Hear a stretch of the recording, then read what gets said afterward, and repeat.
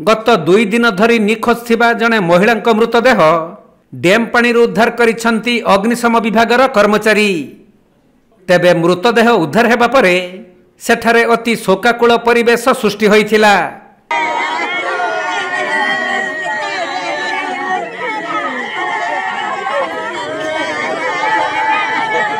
मिलिथिबा सूचना अनुसार रायगड़ा जिला विषमकटक थाना अंतर्गत काचापाई ग्रामर नुआ प्रास्कांक स्त्री कविता कुंभारुका गत 2 दिन हेब कुआडे निखोज हो जाइथिले।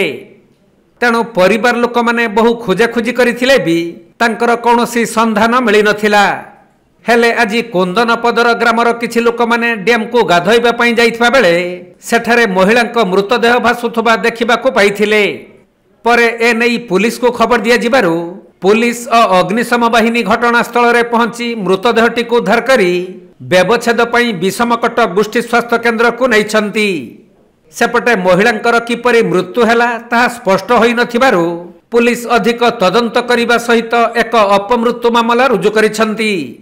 तबे महिलांक मृतदेह उद्धार समय रे डैम निकटरे अति शोकाकूल परिवेश सृष्टि होइथिला। रायगड़ारू प्रफुल्ल कुमार बेहेरांक रिपोर्ट, कोणार्क लाइव।